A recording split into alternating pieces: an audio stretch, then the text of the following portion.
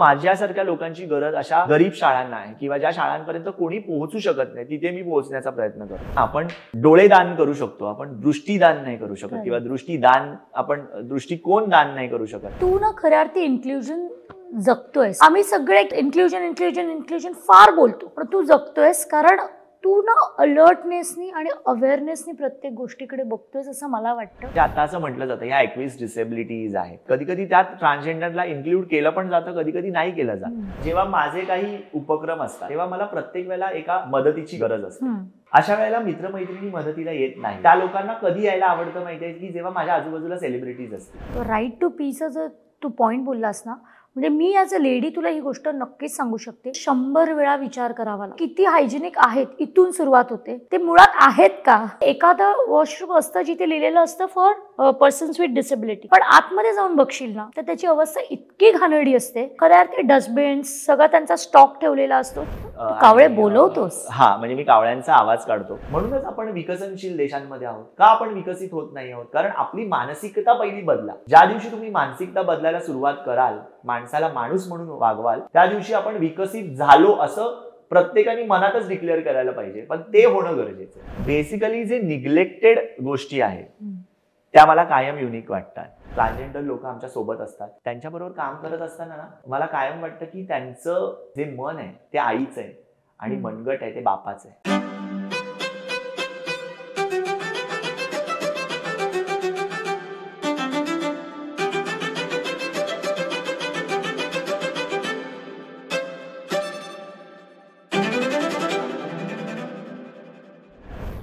Hello everyone, welcome to the new episode of Uniqueness with Disability, because empathy matters.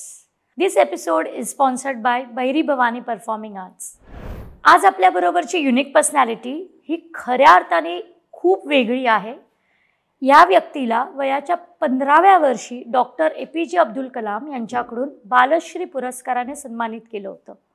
या पुरस्कारानंतर या व्यक्तीने disability या क्षेत्रात खूप मोठं कार्य केलंय.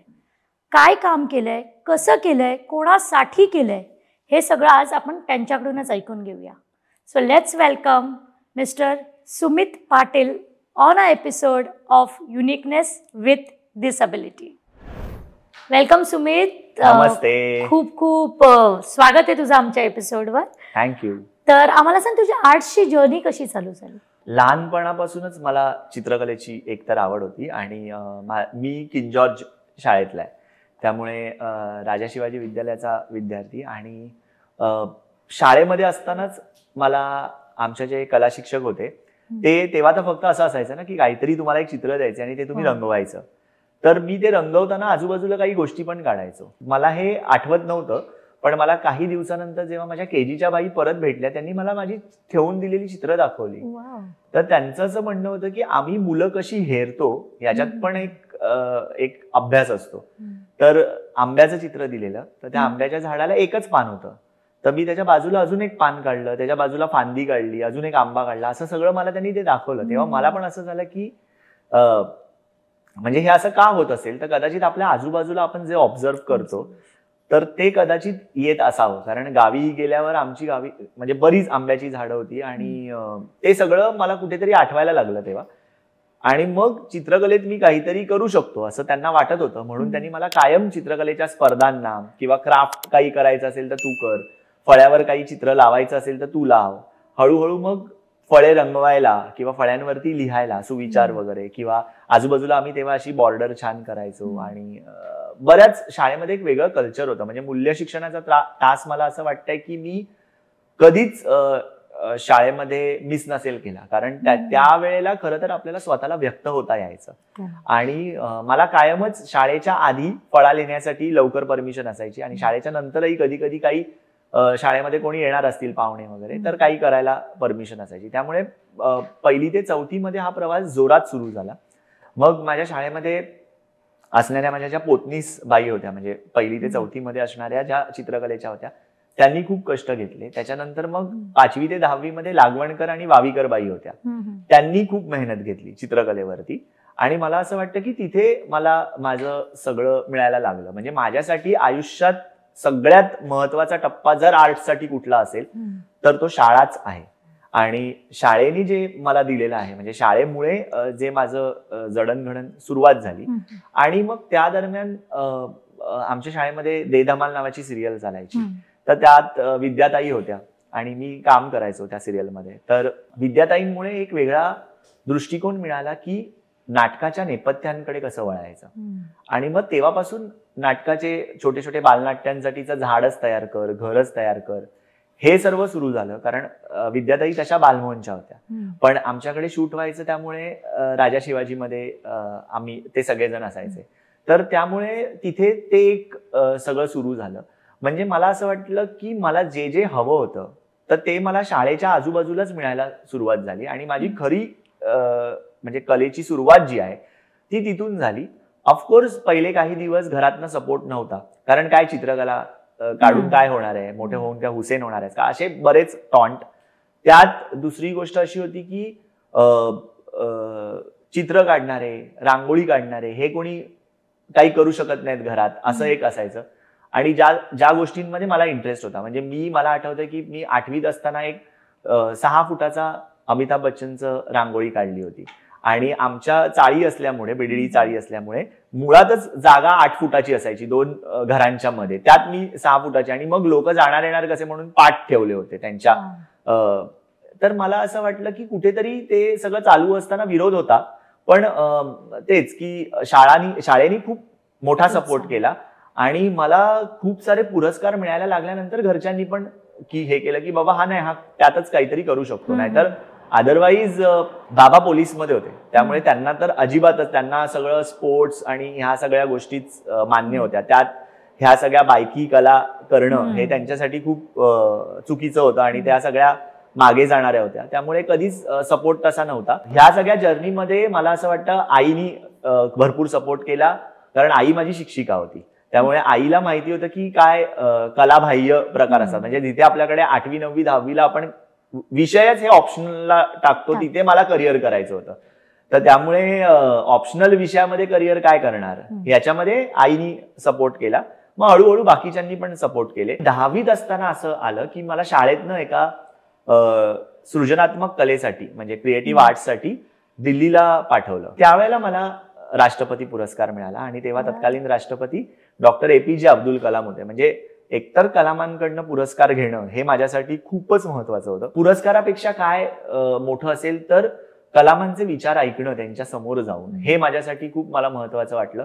आणि खरं सांगायचं तर त्या दिवशी कलामांनी, म्हणजे 21 एप्रिल 2005ला मला हा पुरस्कार मिळाला.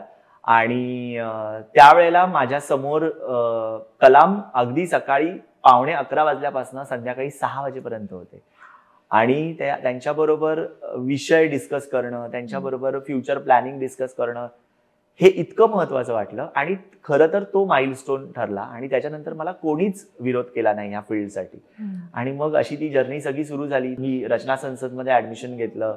तिथे प्रोफेसर मानसी केणी म्हणून होत्या, तर त्यांनी मला खूप सपोर्ट केला. म्हणजे इतका सपोर्ट की कधी कधी असं व्हायचं की मी त्या दरम्यान काम करायचो, आणि काम म्हणजे कॉलेज नंतर काम, आणि नंतर कधी कधी रात्र तिथेच व्हायची गोरेगावला. आणि मग तिथून मी परत सकाळी तिथूनच उठून कॉलेजला यायचो. मग मॅम माझ्यासाठी कधी कधी डबा वगैरे करून आणायच्या, आणि हे माझ्यासाठी खूप महत्वाचं होतं. अनेकदा त्यांनी बऱ्याच गोष्टींसाठी मला मदत केलेली आहे, अजूनही करताय. तर त्यामुळे मानसी केणींचं माझ्या पूर्ण करिअरमध्ये खूप मोठं योगदान आहे. आणि मॅमनी मला म्हणजे प्रत्येक गोष्टीमध्ये की तुला आज हे करायचंय तू ते कर, तुला ते करायचं ते कर. अनेकदा बरेच पेपर पण माझे फाडून टाकलेले आहेत. आणि हे सगळं करत असताना त्यांच्याकडनं सपोर्ट झाला. त्याच्यानंतर मी मग पुढे काम लगेचच, म्हणजे मी काम करतच होतो, पण मी लगेच इंडस्ट्रीमध्ये काम करायला सुरुवात केली कला दिग्दर्शक म्हणून. आणि त्याच्यानंतर ते करत असताना मला असं वाटलं की कुठेतरी आपले जे विषय आहेत ते विषय मांडण्याचं व्यासपीठ हे केवळ शिक्षणातूनच आहे. म्हणजे आपण जर शिकलो नाही आणि आपण जर आपले रिसर्च शिक्षणाच्या द्वारे केले नाहीत, तर आपण आपले विषय लोकांसमोर ठामपणे मांडू शकत नाही, किंवा त्याला एक बेस तयार होऊ शकत नाही. किंवा लोक त्याला असं विचारतात ह्याचा काय स्टडी आहे, मग स्टडी आलं की एज्युकेशन आलं. आणि हे सगळं चालू असताना माझ्या लक्षात आलं की मला याच्या पुढचं शिक्षण घ्यायचंय.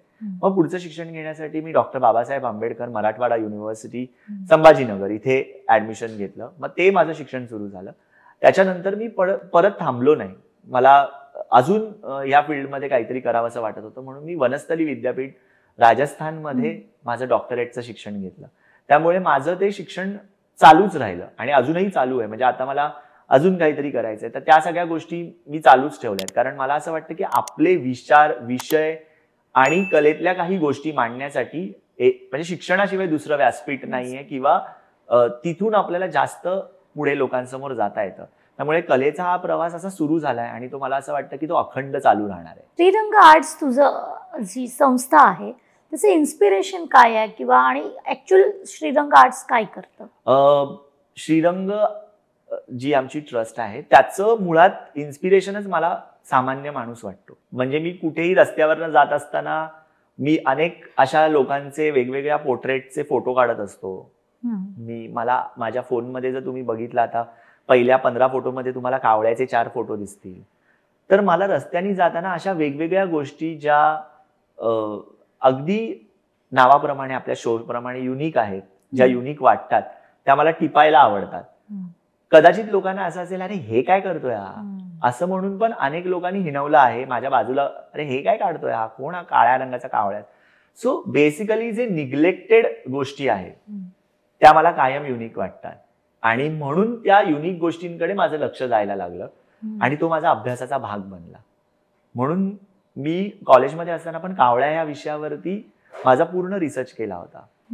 म्हणजे इतकं की रुपारेलमध्ये मी कावळ्यांना बोलवायचो आणि असे सगळे कावळे आजूबाजूला यायचे. किंवा अजूनही म्हणजे धर्मवीर पिक्चरच्या शूटला जो शेवटचा सीन होता तेव्हा कावळे हवे होते, तर खास मला बोलवून घेतलं होतं. कावळे बोलवतोस? हा, म्हणजे मी कावळ्यांचा आवाज काढतो. कारण कुठल्याही व्यक्तीला आपण आपलंसं करून घ्यायचं असेल तर पहिली त्याची भाषा येणं गरजेचं आहे. आणि मला कायमच कावळे आवडायचे आणि मला कावळ्यांचे फोटो काढायचे असायचे. प्लस आमच्या फील्डमध्ये असं असतं की तुम्हाला एखादा विषय घेऊन काम करायचं असायचं. माझं कॉलेजच इतकं मोठं होतं की तिथे मी काहीतरी मोठे विषय घेऊन काम करणं माझ्यासाठी इम्पॉसिबल होतं. त्यावेळेला मी कावळा विषय याच्यासाठी घेतला कारण आमच्या घरी रोज कावळा यायचा. खाली गेलात की कावळे असायचे, गच्चीवर गेलात की कावळे असायचे, कचऱ्याच्या डब्यावर कावळे असायचे, जिथे तिथे कावळे असायचे. त्यामुळे मला तो विषय शूट करणं पण इझी होतं, त्याची डॉक्युमेंटरी करणं इझी होतं. त्यामुळे तो विषय घेतला मी आणि मग कावळ्याशी माझं नातं जमलं. मग कावळ्याचा आवाज यायला लागला. मग मी एकदा असाच प्रयोग केला होता की मी कावळ्याचा आवाज काढून बघत होतो की कावळे येतात का, आणि खरंच माझ्या आजूबाजूला 50 कावळे झाले. मग त्याच्या अजून कावळे आले आणि मला असं वाटतं की ते कावळे ना हुशार आहेतच. म्हणजे नो डाऊट आपल्याला हुशार कावळ्याची गोष्ट माहितीये. त्यांना कळलं होतं की हा आपला कोणीतरी आहे. त्यामुळे मी अदरवाईज पण चालत असताना आजूबाजूला कावळे असायचे. म्हणजे आत्ताही शूटच्या आधी मी बाहेर कावळ्यांचं शूट करत होतो. तर मला असं वाटतं कुठेतरी की तो मला सोडत नाही आणि मी त्याला सोडत नाही.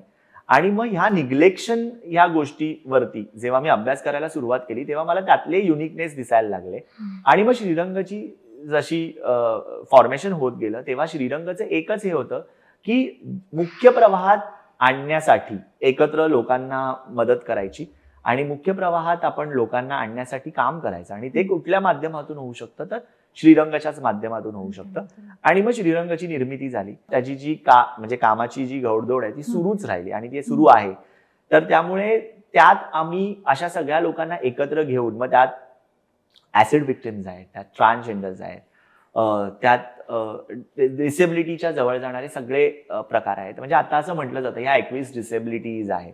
तर त्याच्यामध्ये ऍसिड विक्टिमना इन्क्ल्यूड केलेलं आहे पण बर्न विक्टिमना केलेलं नाहीये. तर मला असं कुठेतरी वाटतं की बर्नचा जो प्रकार आहे तो सेमच आहे. त्यांच्या ज्या गोष्टी आहेत, त्यांना ज्या काही गोष्टी सोसाव्या लागल्या त्या सेमच आहेत. मग त्यांना वेगळं का केलंय? तर ते लोक आहेत. कधी कधी त्यात ट्रान्सजेंडरला इन्क्ल्यूड केलं पण जातं, कधी कधी नाही केलं जात. तर मला असं वाटतं की त्यांच्यामध्ये काहीतरी ॲबिलिटीज आहेत, ते वेगळे आहेत. तर त्यांच्यासाठी एक वेगळं त्यांच्यासाठी एक वेगळा एक समाज काहीतरी एक करू पाहतोय. तर आपण त्यांना चांगल्या पद्धतीने जर बघितलं तर नक्की त्यांच्याकडे चांगल्या गोष्टी होणार आहे. आपण जर त्यांना वेगळं म्हणून वेगळ्याच पद्धतीने बघत राहिलो तर कधीच तो बदल होणार नाहीये.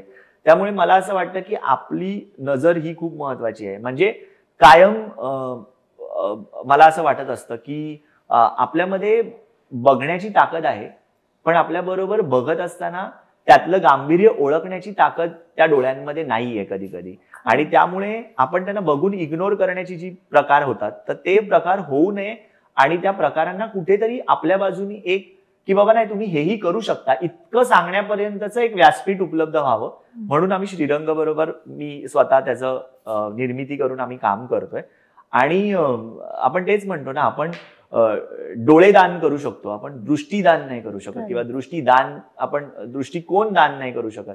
आणि तो खूप महत्वाचा आहे मला या एकंदरीतच पूर्ण प्रोसेसमध्ये वाटत असतं. त्यामुळे तो दृष्टिकोन कसा बदलता येईल, त्याच्याकडे कसं वळवता येईल, याच्यासाठी श्रीरंग काम करत आहे.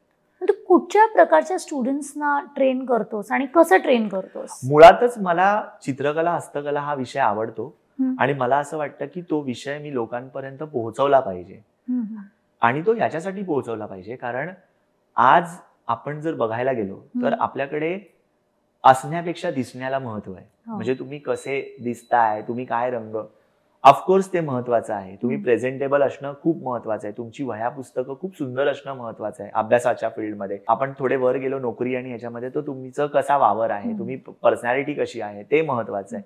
त्याच्या पुढे गेल्यानंतर तुम्ही कसे वावरताय 4 लोकांमध्ये, म्हणजे प्रत्येक वयामध्ये आपण कसे दिसतो याला खूप महत्व आहे, आपल्या प्रेझेंटेशनला महत्व आहे. आणि मला असं वाटतं हे जे प्रेझेंटेशन आहे हे कशातनं येतं, पहिलं तर तुमच्या वागण्यातल्या टापटीपपणामुळे एक, आणि दुसरं तुम्ही वापरण्यात येणारे तुमचे जे रंगसंगती आहेत किंवा तुमचं जे तो ऑरा क्रिएट करण्यासाठीचं आजूबाजूचं वातावरण आहे, ॲम्बियन्स आहे, ह्याच्यावरनच कळतं. तर ते कसं छान होईल हे मला असं वाटतं की चित्रकला आणि हस्तकलेच्या माध्यमातून सांगता येतं.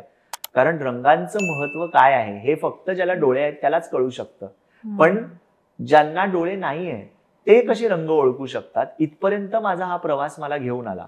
आणि मग मला असं वाटायला लागलं की आपले विद्यार्थी कोण असू शकतात की ज्यांना काहीच दिसत नाहीये, त्यांना आपण कसे रंग दाखवू शकतो. आणि इथे माझा प्रवास सुरू झाला रंगगंधचा. मग मी प्रत्येक रंगामध्ये एक गंध घातलेला आहे. म्हणजे जर तू ट्राय केलं तर तुला कळेल की हा एक रंग आहे, आणि जर तू त्याला ट्राय केलं तर तुला कळेल की म्हणजे एक जस्ट आता तुला दिसतंय म्हणून तुला कळतंय, पण त्याला एक वेगळा गंध आहे. तर ते खूप छान सुगंध, आय मीन सुगंधच आहे तो. हो, आणि मुळात मला असं वाटतं की प्रत्येक रंगाला एक त्याचं जसं अस्तित्व आहे तसं त्या गंधाला पण एक त्या रंगाचं अस्तित्व आहे. म्हणजे कायमच मी हे सांगतो की देवाने सगळ्या गोष्टी तयार करून ठेवलेल्या आहेत. म्हणजे जसं गुलाबाला लाल रंग दिलाय तसा गुलाबाला एक गंधही दिलाय. तर रंग कदाचित आपल्यासारख्या डोळस लोकांना बघण्यासाठी आहे आणि गंध हा अशा लोकांना जे दृष्टीबाधित आहेत त्यांना अनुभवण्यासाठी आहे. त्यामुळे निसर्गानेच त्याची व्यवस्था करून ठेवलेली आहे. तर मला असं वाटतं की ती व्यवस्था खूप महत्वाची आहे आणि त्याच उक्तीवरती, त्याच इन्स्पिरेशनवरती मुळात मी हा प्रोजेक्ट माझा सुरू केला, रंगगंध. आणि मग माझे सगळे दृष्टीबाधित मित्रमैत्रिणी ह्यात येऊ लागले. त्यानंतर माझ्या असं एक लक्षात आलं की जे लोक इंटेलेक्च्युअल डिसेबिलिटीज आहेत, ज्यांना डाऊन सिंड्रोम किंवा हायपर किंवा हे, तर त्या लोकांना मुळातच काही रंग जे असतात ना त्या रंगांना ते घाबरतात. म्हणजे लाल असेल, जांभळा असेल, ज्या रंगांची इंटेन्सिटी जास्त आहे, तर मुळातच त्या रंगांची इंटेन्सिटी जास्त आहे हे आपल्याला माहिती आहे. त्या रंगांना घाबरणं हे स्वाभाविक आहे, पण त्यांचं ते घाबरणं उद्या आपल्या या पृथ्वी तलावरनं ते रंग काढून टाकण्यासारखं शक्य नाहीये. मग अशा वेळेला त्या रंगांची त्यांना मदत कशी होऊ शकते, त्या रंगांकडे ते कशा पद्धतीने बघू शकतात, कसं जॉयफुल वातावरण क्रिएट करू शकतात, हे मी करण्यासाठी सुरुवात केली. अशा प्रकारचे जे विशेष सगळे लोक आहेत त्यांच्याकडे शिक्षण का, मला असं वाटलं की त्यांना का शिकवावं, कारण त्यांना खरी गरज आहे. म्हणजे आज नॉर्मल शाळांमध्ये किंवा मी नॉर्मल स्कूलमध्ये पण किंवा कॉलेजेसमध्ये पण, आमच्या आर्ट कॉलेजेसमध्ये पण शिकवायला गेल्यानंतर त्यांचा बघण्याचा दृष्टिकोन हा वेगळा आहे. त्यांना फक्त ते एक लेक्चर एका ग्रेड पुरतं घ्यायचंय, किंवा शाळांमध्ये गेल्यानंतर त्यांना फक्त मार्कांपुरतं हवंय आणि तेही 8वी पर्यंत हवंय. त्यांना त्याच्यामध्ये कुठल्याही प्रकारचा गंध नाहीये.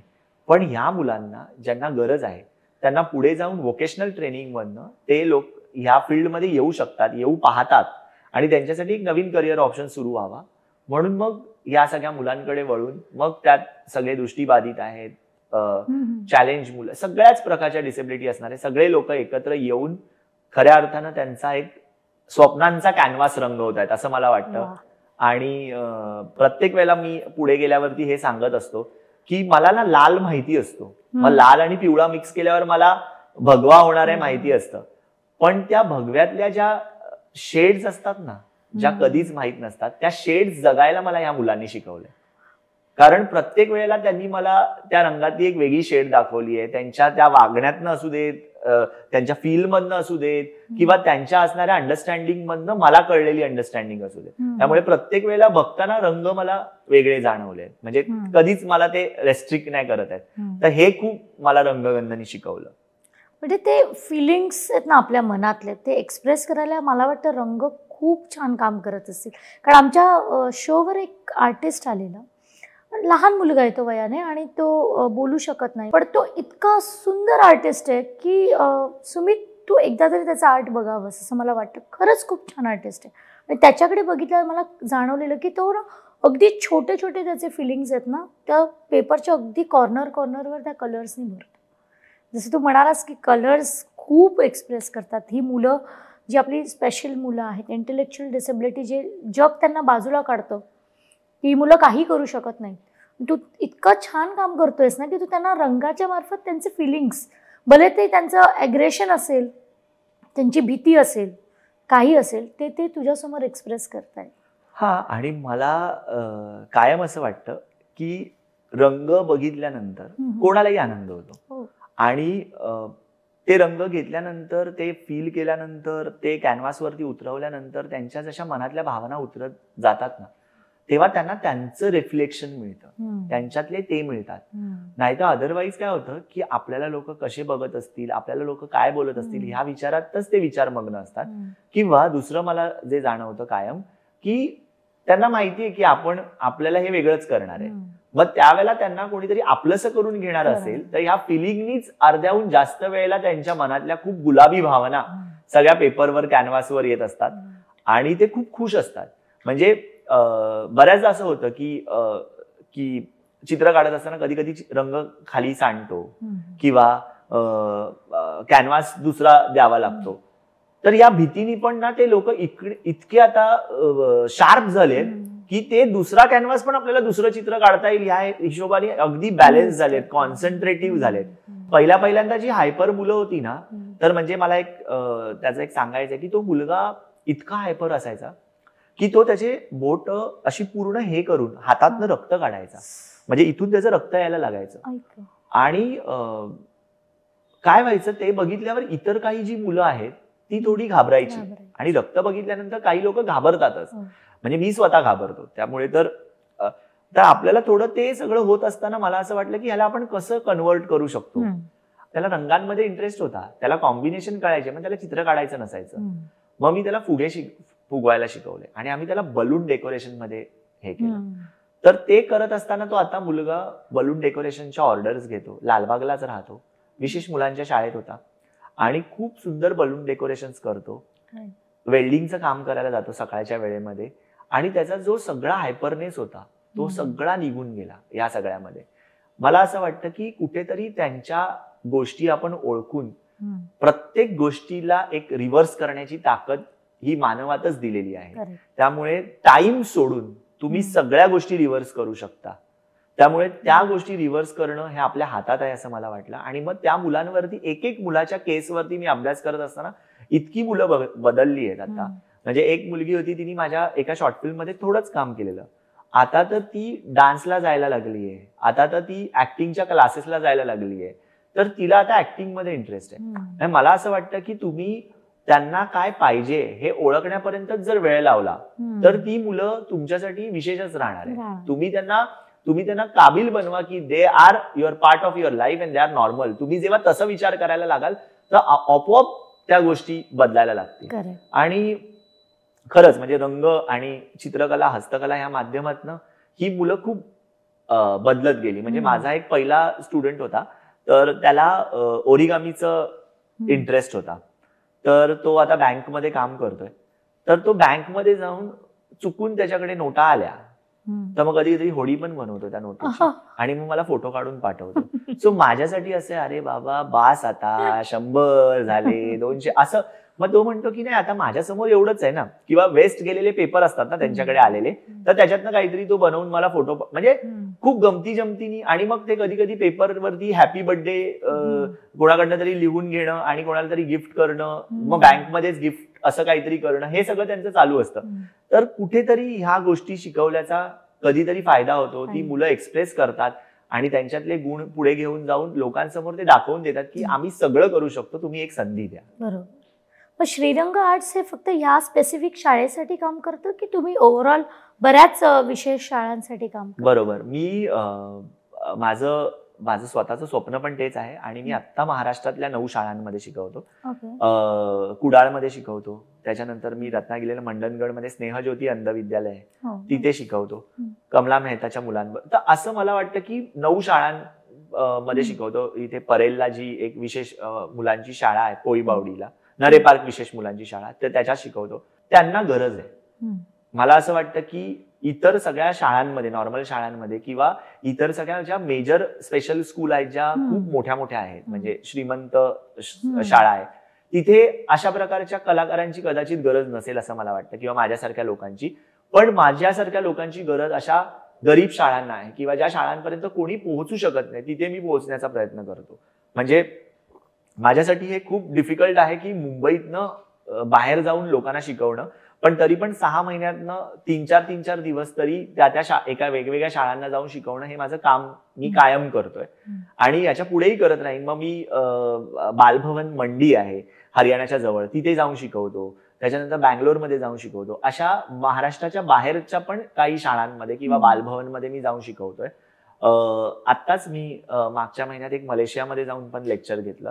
तर मला असं वाटतं की जिथे जिथे मला बोलावणं येतंय आणि अशा मुलांसाठी काम करावं असं म्हणजे मला तर काम करायचंच आहे, पण ज्या मुलांना खरंच गरज आहे तिथे जाऊन मी शिकवतोय. त्यामुळे असं नाहीये की फक्त 1-2 शाळा, पण पूर्ण वेळ मी देऊ शकत नाही, पण जो वेळ माझा अदरवाईज असतो, जो स्वतःसाठीच असतो, तो मी पूर्ण वेळ त्या मुलांसाठी देतोय.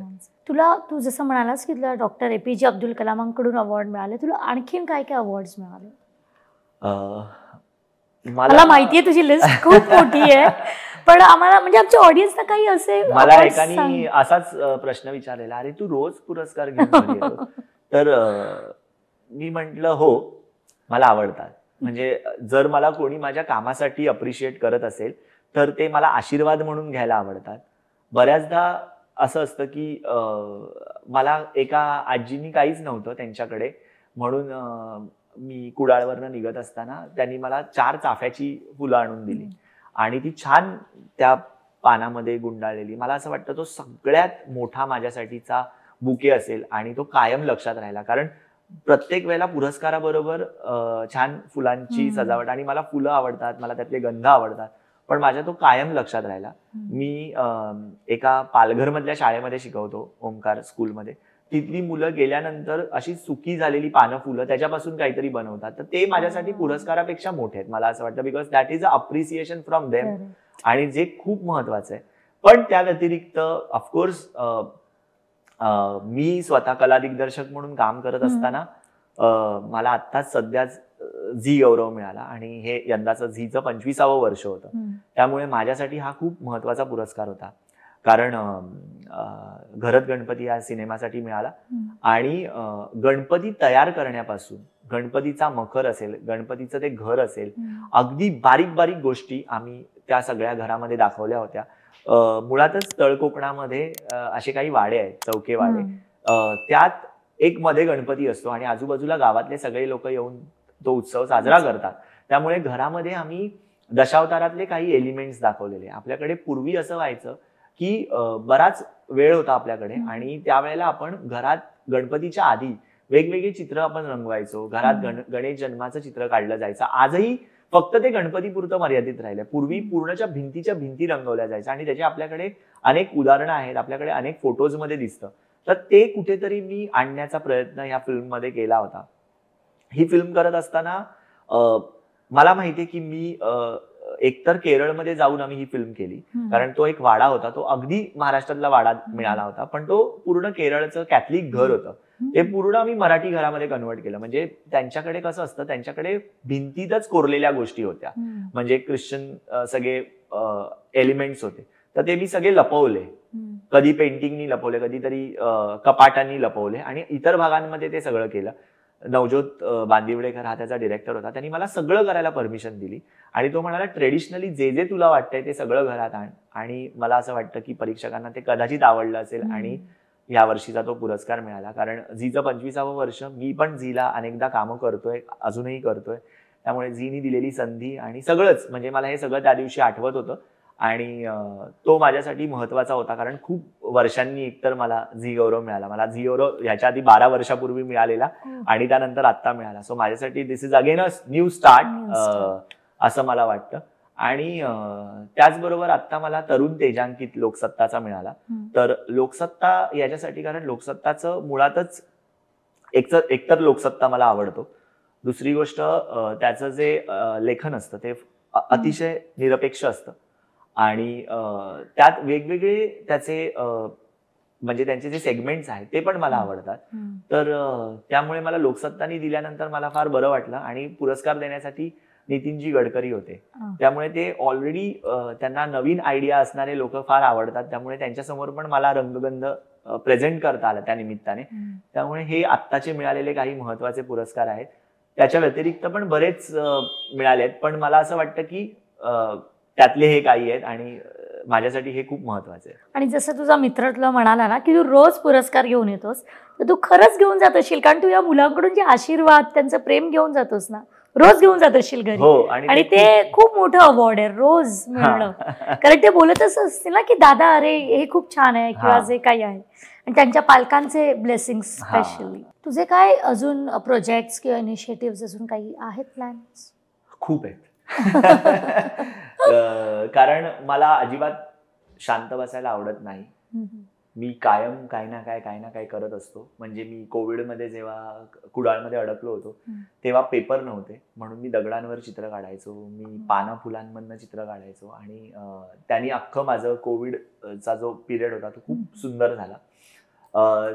मला असं वाटतं की प्रत्येक गोष्टीमध्ये इन्स्पिरेशन माझं नेचर आहे आणि मला निसर्ग सगळं दाखवत असतो. आणि मला एक माहिती आहे की मला जे हवंय ते कोणालाच माहित नसेल कदाचित, पण निसर्गाला माहिती आहे. ह्या बिलीव्ह वरती मी जातो, त्यामुळे मला निसर्ग सगळं देत जातो पुढे पुढे. तसंच रंगगंधच आहे. म्हणजे मला रंगगंध पण निसर्गातनंच मिळालं. किंवा मध्ये आम्ही रॅम्पसाठी भांडलेलो. म्हणजे आता मला बोलताना फार आपण खूप छान दिसतो ना, पण otherwise I am very aggressive for my म्हणजे मला जे हवंय ते हवंय. आम्ही काही थिएटर्समध्ये गेलेलो आणि थिएटरमध्ये देर इज नो ऍक्सेसिबिलिटी. म्हणजे आपल्याकडे बरेच असे थिएटर आहेत की जिथे अजूनही रॅम्प झालेले नाहीये, जिथे अजूनही ब्रेल मधले बोर्ड्स नाहीयेत. आणि हे सगळं करण्यामध्ये मला असं वाटतं की अतिशय कमी वेळ लागतो, अतिशय सोपी प्रोसेस आहे आणि ज्याच्यामध्ये खूप पैसा इन्व्हॉल्व नाहीये, तरी सुद्धा आपल्याकडे आतापर्यंत त्या गोष्टी होत नाहीये. आणि ह्याचं कुठेतरी वाईट वाटलं. तेव्हा मी लोकांना सांगत होतो, अरे रॅम्प कशासाठी? अरे निसर्गाने स्वतः डोंगर असा दिलाय की जिथे तुम्ही सरळ चढू शकता ना. कुठली व्हीलचेअर डोंगरावरती सरळ जाऊ शकते, मग तुमच्या पायऱ्यांवरती ती का जाईल? तुम्ही घ्या की त्याच्याकडनं तो निसर्गातनं एक गुण आणि एक रॅम्प तयार करा की. मग त्याच्यासाठी भांडण सुरू झालं. मग त्याच्यानंतर बऱ्याचदा असं व्हायचं की कोविडमध्ये एकतर आपण एकमेकांना कधीच भेटायचो नाही आणि त्यात तुमची डोलो कुठली आणि क्रोसिन कुठली आहे तुम्हाला कळणार कसं? मग आम्ही तेव्हा ब्रेल मधले पाउचेस तयार केले. मी त्याच्यावरती सरळ मी लिहून टाकलं की सर्दी, खोकला, ताप आणि एक पाऊच तयार केलं. ब्रेलमध्ये पण होतं, नॉर्मलमध्ये पण होतं आणि त्याच्यात गोळी टाकून ठेवायची. ती पाउचेस अजूनही माझे सगळे जे दृष्टीबाधित मुलं आहेत ती वापरतात. हगवण, ताप असं लिहून ठेवलंय मी, म्हणजे त्याच्यामधनं गोळी काढली की कळेल. म्हणजे कोणावरती डिपेंड राहायची गरज नाही लागणार. त्याच्यानंतर आमची एक मैत्रीण आहे, तिचा ऍक्सिडेंट झाला. आता ऍक्सिडेंट काय झाला तर ती तर गाडी चालवत नव्हती, ती होती व्हिज्युअली इम्पेअर्ड. ती उभी होती एका बस स्टॉप वरती आणि गाडी आली आणि तिला घेऊन गेली. कारण तिला कळलं नाही बस आली आहे ते आवाजावरनं, आणि तिच्या एकदम जवळ येऊन तिचा ऍक्सिडेंट वगैरे झाला. सगळं पुढे ती गेली वगैरे, सगळं तिथे जागच्या जागी झालं. पण तिने काठी बाहेर काढून ठेवली होती, पण संध्याकाळच्या वेळेला काठी न दिसल्यामुळे त्या एसटीमुळे आणि त्या बसमुळे ऍक्सिडेंट झाला. मग त्या दिवशी त्याच्यानंतरचे 2-3 नाईट्स या इतक्या स्लीपलेस गेल्या की याच्यावरती आपण काय करू शकतो, ते करायलाच पाहिजे. आणि मग माझ्या डोक्यात आयडिया आली की त्याला आपण रेडियमची स्ट्रीप लावूया. काठीला, आणि मग मी त्या रेडियमच्या स्ट्रीप लावायला सुरुवात केली. सो जेणेकरून रात्री पण कोणालाही कळतं की कोणीतरी रेडियम घेऊन चाललंय, म्हणजे हे आहे. आणि काही लोकांना जर कळलं तर ते ब्लाइंड आहे, असं इतकं सोपं व्हायला लागलं. तर अशा प्रकारचे ऍक्सेसिबिलिटी वाल्या गोष्टी मी आणायला सुरुवात केली. आमचा एक ठाण्याचा मित्र आहे, पॉडकास्टमध्ये नावं घेणं थोडं डिफिकल्ट होतं कारण त्यांच्या घरचेही ऐकत असतात आणि प्रॉब्लेम्स होऊ शकतात. पण त्या मुलाबद्दल मी बोलेन की खूप उच्च घरातला मुलगा, आणि आई बाबा ऍक्सिडेंटमध्ये गेले, तर त्याचा दुसरा भाऊ जो होता तो नॉर्मल होता, अगदी लग्न वगैरे झालेलं होतं भावाचं. त्यांनी दुसऱ्या दिवशी घरातनं त्याला बाहेर काढलं.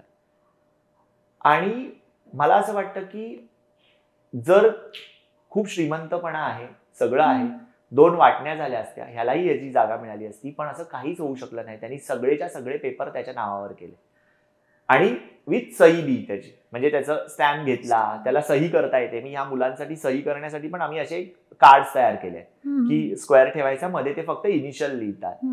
तर हे सगळं झालं आणि त्याला कळलंही नाही. आणि ह्या सगळ्यामध्ये आम्ही कोणी इन्व्हॉल्व्ह नसल्यामुळे आम्हाला काहीच कळलं नाही. आणि अचानक आम्हाला कळलं की त्याला घरातनं बाहेर काढलं.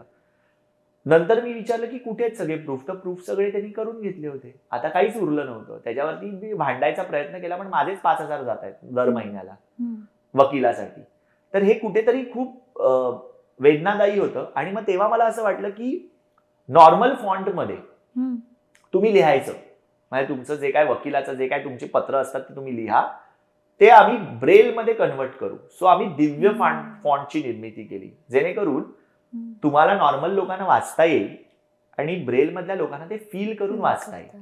म्हणजे तुमचे जे लिगल कॉन्ट्रॅक्ट्स आहेत ते पण आपल्याला ब्रेलमध्ये आणले. आपल्याकडे कुठे होतं, आपल्याकडे कोण एवढी मेहनत घेऊन यांच्यासाठी ब्रेलमध्ये तयार करणाऱ्या गोष्टी तर कोणीच तयार करत नाही.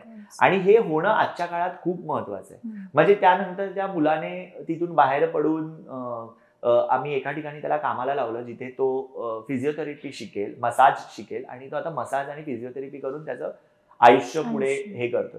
तर मला कुठेतरी असं वाटतं की या सगळ्या प्रॉब्लेम्स मधनं त्याच्या सोल्युशन साठीच्या गोष्टीतनं माझे इनोव्हेशन बाहेर आले आणि ते सगळ्यांसाठी खूप महत्वाचे होते. तर ते सगळं सुरू झालं आणि ते मला खूप मोठं करायचंय, जगापर्यंत घेऊन जायचंय, आणि हाच माझा फ्युचर प्लॅन आहे. मी आतापर्यंत सिंगापूर आणि मलेशियामध्ये जाऊन अशा मुलांना शिकवायचा प्रयत्न केलाय. मला अजूनही भारताबाहेर सर्व अशा दृष्टीबाधित मुलांपर्यंत एकदा तरी पोहोचायचंय. म्हणजे काय होणार माहितीये, आयुष्यात त्यांनी काय नाही बघितलं तर फक्त रंग, बाकी तर ते सगळं फील करून बघतातच आहे. पण गंधाच्या माध्यमातून जर मी त्यांना एकदा रंग दाखवू शकलो तर मला असं वाटतं त्याच्यापेक्षा मला काही मोठं नसेल ह्या इनोव्हेशनसाठी. आणि दुसरी गोष्ट, एकदा तरी काही चित्रपित्र नाही काढलीत पुढे चालतील, पण एकदा तरी त्यांनी हातात ते रंग घेऊन फील करावं, ते रंग कुठेतरी लावावेत आणि त्यांच्या आयुष्यातले एक होळी करावी, असं कायम मला वाटत असतं. त्यामुळे रंगगंध हा प्रकल्प पूर्ण भारतभर घेऊन जायचा आहे. भारत रंगगंध यात्रा करायची आहे मला, ज्याची मी सुरुवात केलेली आहे. हळूहळू पुढे कायम चालू राहणार आहे. आणि ऑफकोर्स ऍक्सेसिबिलिटीसाठी काम करायचंय. म्हणजे मी थिएटरमध्ये कशी ऍक्सेसिबिलिटी आणता येईल किंवा पब्लिक ट्रान्सपोर्टच्या इथे कशी ऍक्सेसिबिलिटी आणता येईल. मी आता सध्या एक 3 हात नाक्याला आम्ही अख्खा एक सिग्नल, जो 3 हात नाक्याचा बिझी सिग्नल आहे, तो आम्ही पूर्ण मी ऍक्सेसिबल केलेला आहे. आत्ताचे उपमुख्यमंत्री आणि तेव्हाचे मुख्यमंत्री माननीय एकनाथ शिंदे साहेबांनी मला ती संधी दिली आणि त्यांच्या माध्यमातून हा सगळा प्रोजेक्ट घडून आला. तर तो पूर्ण सिग्नल ऍक्सेसिबल आहे सगळ्यांसाठी. आणि आता मी मुद्दामून जाऊन तिकडे बघत असतो तेव्हा आम्ही जे रॅम्प तयार केले आहे तर सगळे लोक त्या रॅम्पवरनच जात आहेत. आणि मला बरं वाटतंय की आजी आजोबा पण त्या रॅम्पवरनं जात आहेत, यंग मुलं पण रॅम्पवरनं जात आहेत. त्या दिवशी क्रिकेट खेळणारी काही मुलं होती तर ते त्यांच्या बॅगा घेऊन पण रॅम्पवरनं गेले. म्हणजे रॅम्प हा सगळ्यांना युनिव्हर्सल झालेला आहे, फार गरजेचाच आहे. आणि तो नव्हता, तो आम्ही सगळा केल्यामुळे. आणि त्यामुळे मला मजा वाटली की मध्ये मध्ये मी जाऊन आपण केलेल्या कामाचं आपण लांबून बघत राहायचं ना, की कसा आस्वाद घेतात. आणि मला ते फार गंमत वाटली. इव्हन रस्त्यावरचे जे स्ट्रीट डॉग्स होते ते पण त्या रॅम्पवरनं जात होते. तर मला कुठेतरी असं वाटलं की तो आपलासा होऊन गेलाय आता. तर ही ऍक्सेसिबिलिटी आणण्यासाठी जिथे जिथे शक्य आहे तिथे तिथे जाऊन मी काम करण्याचा प्रयत्न करणार आहे. आणि ऑफकोर्स तेच आणायचं की ह्या सगळ्या लोकांना आपण जर आपल्यापर्यंत आणलं तर त्यांच्यासाठी प्रत्येक दिवस हा आपल्यातला असेल. अदरवाईज सण साजरे करत असताना ह्यांना सुट्टीच असते. म्हणजे आपण कधी त्यांना गणपतीमध्ये किंवा देवीमध्ये ह्यांना कुठे घेऊन जात नाही, त्यांच्यासाठी ती सुट्टी असते. पण आम्ही ह्या सगळ्याला छेद देऊन आम्ही गणपती उत्सव पण एकत्र साजरे करतो, दिवाळ्या साजऱ्या करतो, सगळं साजरं करतो आणि ह्या मुलांना मुख्य प्रवाहात आणण्याचं काम करतोय. सो हेच पुढे चालू ठेवायचंय. म्हणजे तू ना खऱ्या अर्थी इन्क्ल्युजन जगतोयस असं मला वाटतं. Yes, of कारण course. आम्ही सगळे किंवा आपण सगळेच राहतात इन्क्ल्युजन इन्क्ल्युजन इन्क्ल्युजन फार बोलतो, पण तू जगतोयस कारण तू ना अलर्टनेसनी आणि अवेअरनेसनी प्रत्येक गोष्टीकडे बघतोयस असं मला वाटतं. जसं तू म्हणालास ना की तू छोट्या छोट्या अगदी जसं रंगांमध्ये तू गंध आणलास किंवा स्टिकमध्ये रेडियम आणलंस. आमच्यासमोर पण अनेक आमचे फ्रेंड्स आहेत जे व्हिज्युअली इम्पेअर्ड आहेत. आम्हाला पण माहिती आहे ते स्टिक घेऊन चालतात, रात्रीचे चालतात, पण आमच्या डोक्यात ही गोष्ट नाही आली की रेडियम असावं. पण हे तुझ्या डोक्यात आलं आणि खरंच म्हणजे देवाची खूप कृपा आहे तुझ्यावर आणि ते असंच तू खूप छान करत राहावंस. आता असे जे चॅलेंजेस आहेत त्याच्या व्यतिरिक्त अजून काही चॅलेंजेस तू ह्या प्रोसेसमध्ये फील करत असशील? चॅलेंजेस म्हणजे काय होतं माहितीये का, म्हणजे हे खूप फनी आहे पण आहे की जेव्हा माझे काही उपक्रम असतात तेव्हा काय होतं की मी एखादं चित्र काढतो किंवा या मुलांबरोबर काहीतरी करून घेतो, तेव्हा मला प्रत्येक वेळेला एका मदतीची गरज असते. अशा वेळेला मित्रमैत्रिणी मदतीला येत नाही. खूप कमी लोक आहेत जे मदतीला येतात. ज्यांना व्हॉलंटिअरिंग करायचं असतं त्या लोकांना कधी यायला आवडतं माहितीये की जेव्हा माझ्या आजूबाजूला सेलिब्रिटीज असतील. म्हणजे माझ्या आजूबाजूला कोणीतरी मराठीतले किंवा हिंदीतले काही कलाकार येणार असतील तर ते लोक येतात का, तर त्यांना भेटायला पण मिळतं आणि चला आता जातोच आहे तर मदतही करूया, एक सोशल मीडियावर स्वतःचं वेटेज दाखवायला असं होतं. असं सगळ्यांच्याच बाबतीत नाही म्हणता येणार, पण काही लोकांच्या बाबतीत तर नक्की हे आहे. त्यामुळे काय त्रास होतो की एकतर मॅनपॉवर कमी पडते आम्हाला, आणि जी पडतेच म्हणजे एअरपोर्टला तर असं होतं की मी एकटा जात असतो आणि माझ्या मागे एक अख्खी ट्रेन लागलेली असते. म्हणजे आम्ही चाललोय एअरपोर्टवर, घेऊन चाललोय मी ट्रेन असं. तर मदतनीच कमी पडतात ह्या सगळ्यामध्ये. हा सगळ्यात मोठा चॅलेंज आहे. आणि दुसरा चॅलेंज हा आहे की चित्र शिकवताना माझा उजवा हात आहे तो मला एखाद्या मुलीचा उजवा हात धरूनच शिकवताना येणारे प्रॉब्लेम, हे प्रॉब्लेम्स खूप होतात. त्याच्यानंतर त्या मुलांना आपल्याबद्दलची ओढ निर्माण करणं आणि आपण सेफ आहोत हे दाखवेपर्यंतच 1-2 महिने गेलेले असतात. त्याच्यानंतर ते लोक आपल्याबरोबर आपलंसं होऊन काम करायला लागतात. आणि तिसरी महत्वाची गोष्ट म्हणजे पब्लिक टॉयलेट्स मध्ये जाताना हे खूप प्रॉब्लेम होतात, कारण रॅम्प नसतात. तर मी व्हीलचेअर्स वाल्यांना कसं घेऊन जाणार. त्याच्यानंतर म्हणजे टॉयलेट हा द बिगेस्ट प्रॉब्लेम आहे. म्हणजे जिथे मला असं वाटतं की राईट टू पी ऍक्ट झाल्यानंतर सुद्धा आज आपण टॉयलेटसाठी झगडतोय. म्हणजे आम्ही तर झगडतोच आहोत. दुसरी गोष्ट असं होतं की लेडीज टॉयलेट मध्ये म्हणजे आता समजा टॉयलेट असेल, सरकारी असेल किंवा कुठलंही असेल किंवा बाहेर असेल कुठे, तर तिथे एक प्रॉब्लेम हा आहे की तिथे जो बसलेला व्यक्ती आहे तो पुरुषच असतो. अशा वेळेला मी एका पुरुषाला सांगू नाही शकत की माझ्याबरोबर एक न दिसणारी मुलगी आहे जिला दिसत नाही आणि तिला तू आतमध्ये घेऊन जा, हे मी त्याला सांगूच शकत नाही. त्यामुळे तो मला सांगतो की तूच घेऊन जा. मग जेव्हा मी जातो तेव्हा आतमध्ये चुकून एखादी महिला असेल तर ती मला शिव्या घालते. मला मान्य आहे तिने घालाव्यात की बघा ए तुम्हाला कळत नाही का वगैरे, दिसत पहिलं वाक्य तर ए दिसत नाही काय कुठे आलास असं असतं. मग बाजूला बघितल्यावर की ह्याला न दिसणारा वेळ, मग त्यांना फील होतं की नाही आम लोक कधी कधी ते लोक घेऊन जातात, कधी कधी ऍब्सोल्युटली घेऊन जात नाही. मग आतपर्यंत टॉयलेट पर्यंत मी जातो. पण हे सगळं होत असताना मला असं वाटतं की आपल्याकडे अवेअरनेस ऑफ ऍक्सेसिबिलिटी नाहीये, डिसेबिलिटी नाहीये, आणि त्यांनी हे होणारे प्रॉब्लेम्स किती वर्ष सहन करायचे. म्हणजे मी हे 2020ला पण म्हटलंय आणि आता 2025 आलाय आणि ह्या पॉडकास्टमध्ये पण हेच म्हणतोय. तर आपल्याकडे कधी चेंज होणार आहे हा एक मुद्दा आहे. आणि मला माहितीये की मी एकटा चेंज नाही करू शकत, पण मी बोलू शकतो. जिथे जिथे पॉसिबल आहे तिथे तिथे करू शकतो आणि बऱ्याच ठिकाणी आम्ही करायचा प्रयत्न करतोय. म्हणजे आमची सगळे जे काही लोक आहेत जसं श्रीदेवी आहे किंवा निष्ठा आहे किंवा असे अनेक जे ट्रान्सजेंडर मित्रमैत्रिणी आहेत, त्यांच्यासाठी तर मोस्ट डिफिकल्ट हे होतं की कुठे जायचं आता. कारण जेंट्स मध्ये गेलं तरी प्रॉब्लेम आहे आणि लेडीज मध्ये गेलं तरी त्यांना प्रॉब्लेम आहे. मग बऱ्याचदा आम्ही मॉलमध्ये जाऊन टॉयलेट, पण तेवढा वेळ टॉयलेट रोखून ठेवणं हे पण मला आवडायचं नाही. सो बेसिकली हे सगळं हा सगळ्यात मोठा जो प्रॉब्लेम आहे तो आम्ही म्हणजे मी तर फेस करतोच आहे. बाकी मदत वगैरे होत राहील, बाकी सगळं होत राहील, पण तुमचं हेल्थ चांगलं राहण्यासाठी, म्हणजे आपण म्हणतो ना की तुम्ही गोष्टी चांगल्या करण्यासाठी तुमचं अख्खं शरीर खूप मोकळं असणं गरजेचं आहे. त्याच्यात तुम्ही मलमूत्र आणि सगळं साठवून ठेवलं तर डेफिनेटली तुमचे विचार बदलत जातात, तुम्हाला त्याचे वेगवेगळे आजार होत जातात आणि ह्यासाठी हायजीन मेंटेन करणं डिफिकल्ट होतं. हे सगळं करताना हे सगळे प्रॉब्लेम्स येत राहणार आहे, मला माहिती आहे. त्यासाठी काय करता येईल सोप्या पद्धतीने, ह्याच्यासाठी पण आम्ही ऍक्सेसिबल काही टॉयलेट्स पण तयार केलेले आहे. म्हणजे आम्ही एक चेअर्स तयार केलेले आहे. तिथे जाऊन कुठे काही नसेल आणि मोकळ्यातच करावं लागलं तर काय करणार आपण. म्हणजे आम्ही अशा बऱ्याच गावांमध्ये जातो की जिथे एखादंच टॉयलेट असतं, मग तिथे काय करणार, मग ह्या मुलांना कुठेतरी बाहेर घेऊन जाऊन आम्ही तसे ते टेबल स्टूल तयार केलेले आहे. मग नंतर माझी एक मैत्रीण आहे सरिता द्विवेदी, ती पण व्हीलचेअरवर असते, तर ती पण अशी अनेकदा कुठे कुठे जाते तर तिथे तिला प्रॉब्लेम होण्याची शक्यता असते. ती स्पोर्ट्स प्लेअर आहे, ती चित्र चांगली काढते, ती माउथ पेंटर आहे.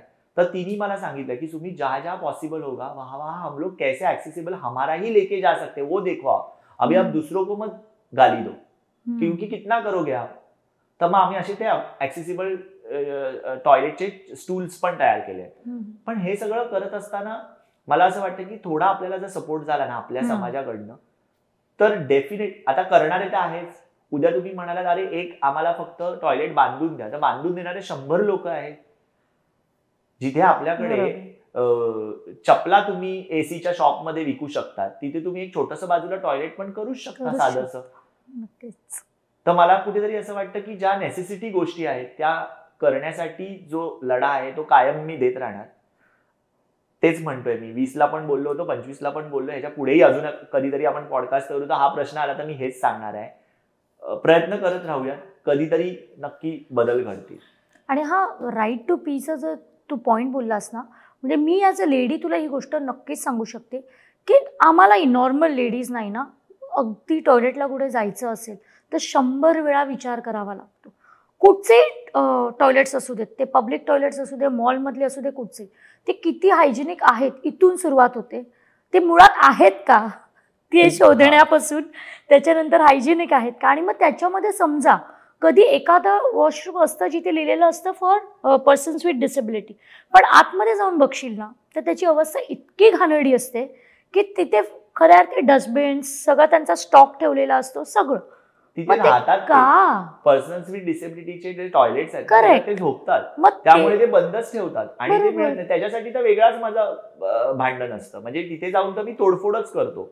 मी तर बऱ्याचदा लिहिलेलं असतं ना पर्सन्स विथ डिसेबिलिटी आणि त्याला टाळं असतं. मला तर आठवतंय मी दगडाने त्यांचे टाळे तोडलेले आहेत. मी ऊस घेऊन त्यांचे टाळे तोडून, म्हणजे ते नंतर कोलॅप्स करून टाकलं, पण मी त्यांना म्हटलं हे आमच्यासाठी ओपन झालंच पाहिजे. असं खूपदा असं करावं लागतं. म्हणजे असं लोकांना वाटेल अरे काय करतोय, पण असं करावं लागतं कारण हे आमचं आहे, आमच्या हक्कासाठी. तुम्ही जर देत नसाल तर आम्ही ओरबडून घेऊ, कारण दुसरा आमच्याकडे ऑप्शन नाहीये. आणि काय होतं, हा काय करणार आहे असं जे म्हटलं जातं ना, त्याच्यात आम्ही काय करू शकतो हेही दाखवू शकतो. ती काठी आम्ही फक्त जी वापरतो रस्ता कळण्यासाठी, ती काठी आम्ही दुसरीकडे पण वापरू शकतो. इतकं सोपं आहे. मग ते जे तसं जर नाही केलं तर ह्यांचे कुठल्याही प्रकारच्या ज्या सुविधा आहेत ह्या मिळणारच नाहीये. म्हणजे मी आता मध्येही म्हटलेलं की आता पावसाचे दिवस चालू आहेत, तर आपण अशा सगळ्या व्यक्तींना थोडं रेडियम असणाऱ्या छत्र्या देऊयात की रात्री पण कळतील. कळलं. किंवा जे आपले सगळ्यात महत्वाचं म्हणजे ह्यांच्यासाठीच नाही, मी कायम विचार करताना हा विचार करतो की ते ऍक्सेसिबल कसं असेल हा पहिला, आणि दुसरा विचार असू शकतो तो युनिव्हर्सलच असायला पाहिजे. समजा तशा प्रकारच्या छत्र्या मी बीएमसी वर्कर्स जे असतात त्यांनाही जर दिल्या, ज्याला लाईट्स आहेत, कारण आपण कायम दुसऱ्यांना नावं ठेवत असतो, पण मी बघितलं पहिल्या पावसामध्ये सगळे बीएमसी वर्कर्स हे रस्त्यावर उतरले होते. मला इतकं वाईट वाटत होतं की पाणी भरतंय, पहिलाच पाऊस आहे, कळत नाही, अंदाज येत नाहीये, पण ते उतरले आहेत, ते पाणी पूर्ण पुढे ढकलण्याचा प्रयत्न करतायत. ही सगळ्यात महत्वाची आणि माणुसकीची गोष्ट मी त्या दिवशी बघत होतो. मला पॉसिबल झालं तितकं मी थर्मासमधनं जाऊन त्यांना चहा किंवा गरम पाणी द्यायचा प्रयत्न करत होतो, मला जेवढं झालं तेवढं, पण मी तेवढाच असू शकतो. पण हे बघत असताना मला कुठेतरी वाटलं अरे ह्यांना जर ती मोठी अम्ब्रेला मिळाली तर ते अम्ब्रेला लावून त्याच्यात काम करू शकतात, आणि त्याला लाईट असेल तर कळू शकतं की इथे काहीतरी चालू आहे. तर हे कुठेतरी जर झालं, अशा प्रकारच्या जर युनिव्हर्सल गोष्टी झाल्या, तर ती फक्त माझ्या व्हिज्युअली चॅलेंज लोकांना नाही, तर ती अशाही आपल्या सगळ्या जे आपले वर्कर्स आहेत जे रात्रभर काम करत असतात. म्हणजे बऱ्याचदा रात्री सेटवरनं निघाल्यावर बरेच गटार साफ करणारी जी मंडळी ती रात्री काम करत असतात. कधी कधी आपल्याला समोरून येणाऱ्या लाईट्समुळे किंवा रात्री आपल्याला नाही कळत, तेव्हा जर एखादा लाईट ब्लिंक होत असेल तर आपल्याला लांबूनच कळेल की इथे काहीतरी चालू आहे. तर अशा प्रकारच्या ज्या छत्र्या तयार झाल्या तर डेफिनेटली त्याचा फायदा होणार आहे. आपल्याकडे डेफिनेट रेडियमचे आता त्यांना जॅकेट्स दिलेले आहेत किंवा ह्या सगळ्या गोष्टी आहेत. पण हे सगळं काम करत असताना प्रत्येक वेळेला प्रत्येक इन्स्ट्रुमेंट आपल्या बरोबर असतंच असं नाही. पण अशा प्रकारच्या सोप्या गोष्टी जर असतील तर त्यांनी त्यांचा जीव वाचू शकतो किंवा आपल्यालाही कळू शकतं की रस्त्यात काहीतरी चालू आहे. त्यामुळे हे सगळं जे होणं आहे ते जर हळूहळू सुरू झालं तर नक्की ते पुढे होणारच आहे. आणि मी बाहेरच्या जेव्हा देशांमध्ये जातो तेव्हा मी बघतो की तिथे प्रत्येक सिग्नल्स ऍक्सेसिबल आहेत. तुम्ही गाड्या थांबवू शकता, तिकडे टॉयलेट ऍक्सेसिबल आहे. मग जर तिथे होऊ शकतं ते इथे का नाही? ती वेगळी पृथ्वी आहे का? किंवा आपण आपल्याला अजूनही नाही आपण मागेच राहूया, म्हणूनच आपण विकसनशील देशांमध्ये आहोत का? आपण विकसित होत नाही आहोत कारण आपली मानसिकता पहिली बदला. ज्या दिवशी तुम्ही मानसिकता बदलायला सुरुवात कराल, माणसाला माणूस म्हणून वागवाल, त्या दिवशी आपण विकसित झालो असं प्रत्येकाने मनातच डिक्लेअर करायला पाहिजे. पण ते होणं गरजेचं आहे. कुठची एक गोष्ट आहे जी तुला मोटिवेट करते आणि ते तुला आता हे जे तुझ्यामधलं स्पिरिट आहे हे पुढे नेतं? मला असं वाटतं की मोटिवेशन माझं फक्त निसर्ग आहे. कारण तो कायम मला सांगत असतो की काहीच एकसारखं नाहीये, सगळं वेगवेगळं आहे.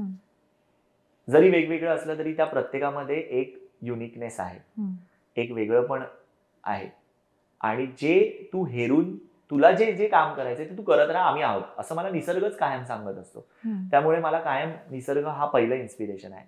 आणि दुसरं इन्स्पिरेशन मध्ये म्हणजे आजूबाजूची सगळी मंडळी जी अतिशय माझ्या आजूबाजूला असतात आणि जे कायम माझ्यावर प्रेम करत असतात, कायम मला वेगवेगळं काहीतरी सांगत असतात आणि त्यांना जे वाटतंय ते मी देण्याचा प्रयत्न करत असतो. म्हणजे कायमच मला अरे त्यांनी ते मस्त केलं होतं असं मला एकाने जरी स्टेटसवरती बघून सांगितलं तरी पण मी लगेच त्या व्यक्तीला ते पोहोचवतो. त्यांनी काय होतं की त्याला एक बुस्टअप मिळतं आणि तुम्हाला एखाद्या माणसाला जर बुस्टअप करता येत नसेल तर त्याला डिमॉरलाइज तरी करू नका. जे आपल्याकडे सहज होतं, तो काय करणार आहे रे, जाऊ दे रे, सोड ना, असं म्हणून आपण जे करतो त्याने खूप म्हणजे आता परवाचीच एक गोष्ट आहे. मी आल्यावरती चॉकलेट्स घेऊन आलो, तर मी असंच मित्र भेटले रस्त्यावरती म्हणून मी त्यांना चॉकलेट्स दिले. तर ते सगळ्यांनी खाल्लं. तर मी माझं माझ्या बॅगेत टाकलं, म्हणजे माझ्याकडे एक झोळी असते त्याच्यात टाकलं. अजून दोघांनी पण त्यांच्या खिशात ठेवलं, तिसऱ्यानी ते टाकलं खाली. तर मी त्याला म्हटलं पहिलं उचल ते. तर मग तो चौथा म्हणाला अरे कल इसके ही मम्मी को उठाना पडेगा वरना. म्हणजे आमच्यातल्या एकाची आई तिकडे स्वीपर म्हणून काम करते. तर ते इतकं आईपर्यंत गेल्यानंतर त्याला ते फील झालं. मग तुम्हाला एवढं फील होईपर्यंत आम्हाला जाणीव करून द्यायची आहे का? ती त्याची आई नसती तर ती कोणाची तरी आई आहेच ना. म्हणजे इथपर्यंत आत्ताचे आणि माझे मित्र म्हणजे बऱ्यापैकी जरा डोक्यानी असतील असंच मला वाटतं. पण माहित नाही आता ते तर त्यांना एपिसोड पाठवणारच आहे मी, तर त्यांनी बघावा अशी इच्छा पण असेल माझी. आणि हे त्यांना मी त्या दिवशी जाणीव करून दिली की आपण थोड्या थोड्या गोष्टी जरी बदलल्या ना तर जगात खूप मोठा फरक पडेल. म्हणजे ना मी त्या दिवशी रात्री एक कॅल्क्युलेशन करत होतो. जर आपल्या पृथ्वीला आपल्याला साफ करायचं असेल असं आपण ठरवलं समजा, तर प्रत्येक माणसाने आपल्या आजूबाजूचा 6 फूट एरिया जरी साफ केला, म्हणजे मी इथे 6 फूट त्यांनी तिथे 6 फूट, तरी आपण 9 पृथ्वी साफ करू शकतो. तरी आपण अजून कचऱ्याच्या समस्या का हे करतोय? आपण जर रोज आहे ना 1 मिनिट आपल्या घरातली इलेक्ट्रिसिटी पूर्ण बंद केली, स्विच ऑफ करायचा, 60 सेकंद मोजायचे, प्राणायाम थोडं टाईप करायचं, परत ऑन करायचं, तर एक गाव अख्खं वर्षभर लाईट घेऊ शकतं. आजही जेव्हा मी गावागावांमध्ये जातो आम्ही शूटला किंवा कुठे, तर बऱ्याचदा लाईट गेलेली असते. त्या दिवशी पण मी नगरमध्ये एका कार्यक्रमासाठी गेलेलो. सकाळी 7ला जी लाईट गेली ती डायरेक्ट 5 वाजता आली. आम्ही जनरेटरसाठी तेव्हा तिकडे भांडत होतो कारण आम्हाला जनरेटर हवं होतं, आम्हाला काम करायचं होतं. सो बेसिकली तिथे लाईट नव्हती. जर तुम्ही इथे एक छोटासा एक बदल केला तर तुम्ही अख्खं जे सिस्टम जी सगळी बंद पडत चालली आहे त्याला तुम्ही कुठेतरी वर आणू शकता, पण ह्याची जाणीव झाली पाहिजे. आणि ते करण्याचं काम आहे ना, जे जाणीव करण्याचं काम आहे माझ्या आयुष्यात जर कोणी केलं असेल तर ही माझी सगळी डिसेबल मंडळी आहेत त्यांनी केलेलं आहे. कारण त्यांच्यामध्ये एक डिफरंट ॲबिलिटी आहे. They are not disable, they are differently abled, आणि त्यांनी मला ती ॲबिलिटी दाखवून दिली आहे. मला योगिता कायम सांगते की मला लाईटची गरजच नाहीये, ना वाचायला आहे ना लिहायला आहे, कारण त्यांचं ब्रेल सगळं तुम्हाला टाईप करावं लागतं, तुम्हाला कम्प्युटर लागतो, तसं आम्हाला काही नाही, आम्ही आमचं सगळं असं करू शकतो. आता ते मोबाईलवर वगैरे करतात, पण त्यांना कशाचीच गरज नाही लागत. ते अंधारात पण वाचू शकतात. आपण वाचू शकतो का? नाही वाचू शकतो. आपल्याला लाईटची गरज लागणार आहे. त्यामुळे कायम इलेक्ट्रिसिटी बद्दल तिने अवेअरनेस क्रिएट केला. किंवा एखाद्या ठिकाणी जायचं असेल तर आम्ही कसेही जाऊ शकतो. म्हणजे कवी नेहमी कसाही जातो, त्याच्याकडे व्हीलचेअर नसेल तर तो हाताने पुढे पुढे पुढे जातो, आणि आपण आता हे नाहीये ते नाही म्हणून रडत बसतो. सो बेसिकली प्रत्येक माणसाने त्याच्यातली एक जी ॲबिलिटी होती वेगळी, ती मला दाखवून माझ्यामध्ये वेगळा बदल घडलाय. त्यामुळे मी कायम सांगतो की ना, यांच्या अशा सगळ्या व्यक्तींबद्दल आपल्याला कधी मनामध्ये प्रेम निर्माण होईल, जेव्हा आपल्या शाळांमध्ये अशा प्रकारचा एक जरी व्यक्ती असेल ना आपल्या शाळेमध्ये, तर आपल्याला कळेल की या मुलांबरोबर कसं वागायचंय. पण आपल्याकडे शाळेत अशा मुलांना घेतलंच जात नाही.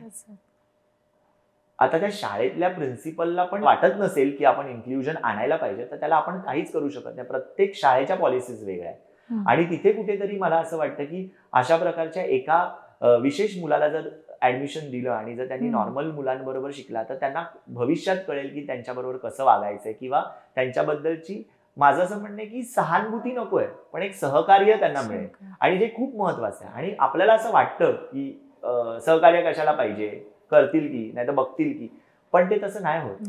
तर ती कुठेतरी एक शाळेपासूनच जर ही गोष्ट जर सुरू झाली इन्क्ल्युजनची, तर नक्की समाजामध्ये मोठा फरक पडू शकतो असं मला वाटतं. काम करत असताना अदरवाईज फिल्म इंडस्ट्रीमध्ये अनेकदा ट्रान्सजेंडर लोक आमच्या सोबत असतात. नेटफ्लिक्स सारख्या संस्थेने अशा लोकांना एकत्र आणून खूप मोठा प्लॅटफॉर्म दिलेला आहे. हयात सारख्या हॉटेलनी दिलेला आहे. तिथे अनेक माझे असे मित्रमंडळी काम करत आहेत, आणि त्यांच्याबरोबर काम करत असताना ना मला कायम वाटतं की त्यांचं जे मन आहे ते आईचं आहे, आणि मनगट आहे ते बापाचं आहे. त्यामुळे त्या मुलांकडून किंवा त्या मुलींकडनं किंवा त्या सगळ्या ट्रान्सजेंडर्स कडनं आपल्याला दोन्ही गोष्टी मिळत आहेत. मग आपण त्यांना का आपल्यामध्ये घ्यायचं नाहीये?